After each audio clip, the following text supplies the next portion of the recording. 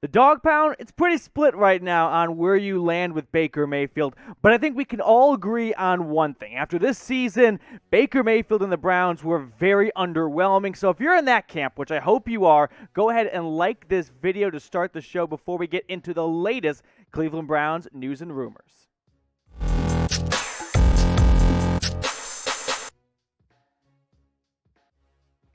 Welcome into the Cleveland Browns Report. I'm your host, Matthew Peterson. Coming up on today's show, some Baker Mayfield trade speculation picked up as social media is a very fun and clean and not a cesspool whatsoever. So all this chatter and talk started when legendary Browns reporter from Cleveland.com, Mary Kay, tweeted this out late last night. She said, Browns Baker Mayfield must resolve his differences with Kevin Stefanski soon in case they need to coexist next season. Also, some names that will be on their radar if they don't. And then she posted an article, kind of, I wouldn't say a hit piece, but saying that there's a fallout between Baker and Stefanski and some trouble in paradise after what was a very successful 2020 season. And then Baker clapped back today with this. Clickbait. You and many other Cleveland local media continue to be drama-stirring reporters with no sources or facts. Despite her saying sources too. Don't put words in my mouth so you can put food on your table. I'm not your puppet. So we got a lot of fun things to talk about on today's show. I think Baker is telling the truth, but I wouldn't just say because Baker comes out and says that's not true, that means there's no water to what Mary Kay said. Maybe he didn't want that getting out, and now he's trying to cover his tracks a little bit. I just wouldn't look at the Baker Mayfield tweet and go, that's a slam dunk. Absolute nonsense for Mary Kay. No water being held by that boat whatsoever. But Baker had a bad year. There's no doubt about it. Started in week 2 in the Texans game through the pick 6. Got the initial shoulder injury, which would be turns out to be a torn labrum. Then in week 6 against the Cardinals, he breaks his humerus. And then he gets downhill from there because the plan was, or what the reports were saying was, he's going to get a little healthy. He took that week 7 game off on a short week against the Broncos. He's feeling great. Turned the corner after the bye. That didn't happen. Week 11, lousy 3-point win against the 0-win Detroit Lions at the time. And he stormed off the field, didn't talk to anyone afterwards. Week 12 against the Ravens, he was a little critical of Stefanski, saying kind of upset with the conservative play calling as Tyler Huntley almost pulled off a miraculous comeback. Remember, there's the onside kick, first one ever for Tucker. And then most recently in Week 17, probably what led to him just getting shut down for the final week of the season. He was sacked 4 times, and his rookie right tackle, James Hudson, was left on an island with what could be the defensive player of the year in TJ Watt. And Baker was like, probably not a good idea to leave your rookie right tackle with someone who's chasing the NFL sack leader. And I don't blame him for that. But let me ask this question to you guys. I just want to know what you feel and what you think about this. Will Baker Mayfield return in 2022? This is the pinned comment. Usually YouTube likes to put an ad break right about now. So if you get hit with one, head on down. It's the first one at the top of the comments. Give me a Y for yes or N for no if Baker is going to be back in brown and orange next season. Also, make sure you are subscribed. That way, if a trade does happen, you know we're going to do a video, okay? We're reaching 4,000 subscribers, so hit that big red button, join the channel, and if you've already subscribed, stay tuned for later in the show because I'm going to give you guys an opportunity to get a shout-out on the next Cleveland Browns Report, so hit that big red button and subscribe. Comparing the two here, Baker versus Stefanski. Who's to blame? And both of them make a case here. Baker's case of, hey, this is not on me. Sure, I got banged up this year, but he got no help from his wide receivers. And he also didn't help his wide receivers. Let's not forget that. Austin Hooper sucked. It was one of the biggest paid tight end free agency signings not too long ago. He had his worst year of his career, I would say. And he also was not helped with Kevin Stefanski's poor decision-making at key situations. You go back to the Chargers game, the botched end of the first half and end of the second half that, sure, they got screwed over by the refs on the A.J. Green call, but still, you get those two things right, and you overcome a bad call by the referee, and you win the game. And then Nick Chubb just somehow being put in Stefanski's prison and doghouse. I never understood why Kevin Stefanski was so, I wouldn't say resistant, but just didn't go to the well enough with something that was working very well, and that is your Pro Bowl running back in Nick Chubb, who, by the way, got a big extension before the year. So if you're going to pay the guy, you might as well use him. Now, Stefanski, he would go to the court and he would say, this is my case of this season is not on me.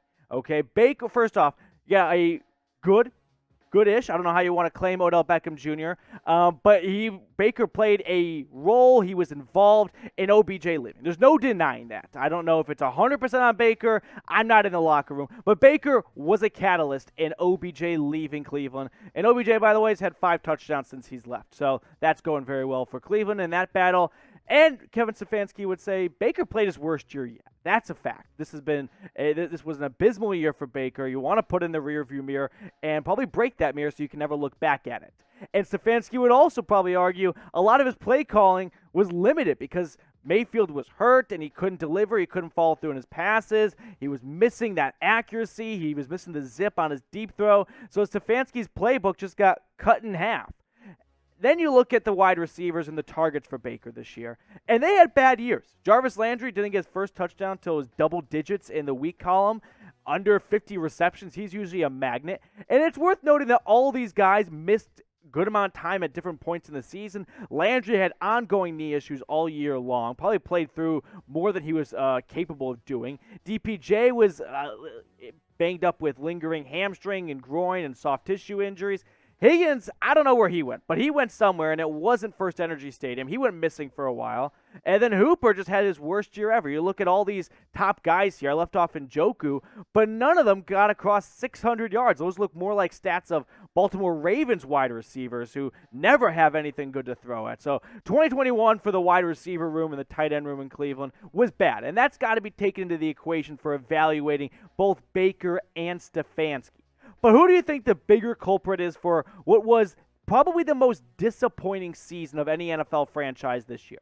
Give me a BM if you think it's Mayfield, or give me a KS if you think it is Stefanski.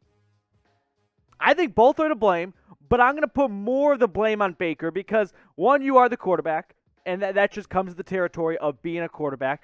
2, there are very point-obvious times where you just missed your target, and that wasn't because of a play call or poor scheming or zone blocking.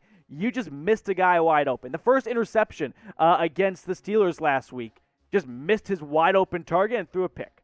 But 2 very different seasons. I got the stats here of 2020 Baker versus 2021 Baker, and pretty much he took a nosedive in every single category possible. He played 2 more games in 2020, but you could toss in 2 more games for 2021, and it's not a different conversation. 26 touchdowns to 8 interceptions versus 17 touchdowns this year to 13 interceptions.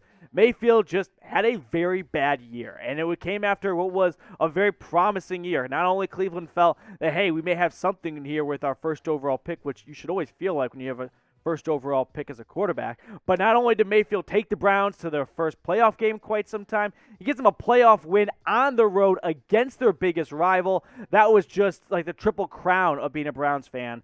But 2 very different seasons, and it makes you go into year 5 with a lot more questions than answers.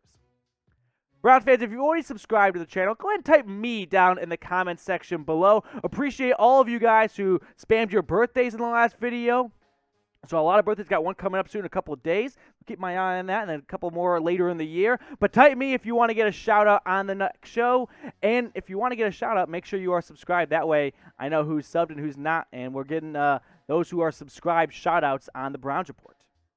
We're going to keep going on to our next story in just a moment, but our sportsbook partner, BETUS, has awesome deals going on. When you go to chatsports.com/bet, use that promo code right there. There it is, Browns125. They hook you up with the 125% deposit bonus. I would not advertise on betting on the Browns this week. It's Case Keenum versus Brandon Allen. That's gross. Maybe take the under. But if you want to bet on the Cavs, you can do that with BETUS. They got tons of NBA betting. Or if you got a good gut feeling of who's winning the Super Bowl even, you can do all that over at BETUS. So stay up to date on everything when you go to BETUS all year long. They don't just shut down when football season ends. Moving on here. Let's say Cleveland and Andrew Berry want to ship off Baker. They want a fresh start. They don't think he's the guy. Well, I put together some trade options if you're in that camp. I'm not ready to give up on Baker because you'll see it's not as easy as you would think. But the first question you got to ask is, who wants Baker? Right? Who wants a quarterback coming off an injury-plagued season, his worst season yet, and a could be a downgrade to whatever they have, okay? Like I said, this was absolutely his worst year yet. He's going to get shoulder surgery very soon. That's going to take him out of all football activities for months. Luckily, it's on his non-throwing shoulder. There's been quarterbacks who've overcome that. Drew Brees had that injury early, or had a similar injury early in his career, and look where he went. So I'm not saying that because of this injury, Baker's career is always going to be a little toasted. But the value for Baker Mayfield has never been lower. I don't know anyone who is lining up to just take Baker Mayfield. But let's say Barry is just determined to make a trade happen. Well, here are some 3 realistic options he could go out and get. Kirk Cousins, I think that makes some sense. I'll tell you why in a moment. Derek Carr, the thing with Carr is the Raiders have a huge game this upcoming Sunday. If they win, they're in the playoffs. Carr, as long as he doesn't get hurt, would make his first playoff start. I don't know if Vegas wants to move on from Carr after a long commitment to him, and he finally gets him to the postseason, and he actually starts the postseason game. Then you got Jimmy G. Niners are in a bit of a limbo because Garoppolo's played great this year, and they drafted Trey Lance early. So at some point, you'd think you'd have to make the transition. But those are 3 realistic options. The dreaming options, these are the ones that I would love to see happen, but there are a lot more hoops to jump through. Russell Wilson, he's been rumored last year and change to want out of Seattle. I think Ciara, his wife, wants to go to a bigger city like New York, Chicago. I don't know if Cleveland fits the bill of what she's looking for. And then Rodgers, it's difficult to say if he's going to fall back in love with Green Bay.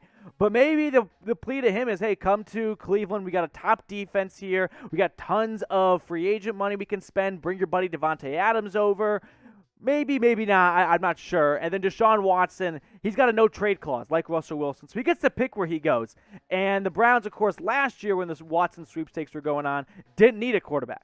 Now they maybe do need a quarterback, so maybe Watson will be interested, but it just doesn't feel like Watson and Cleveland have a great connection.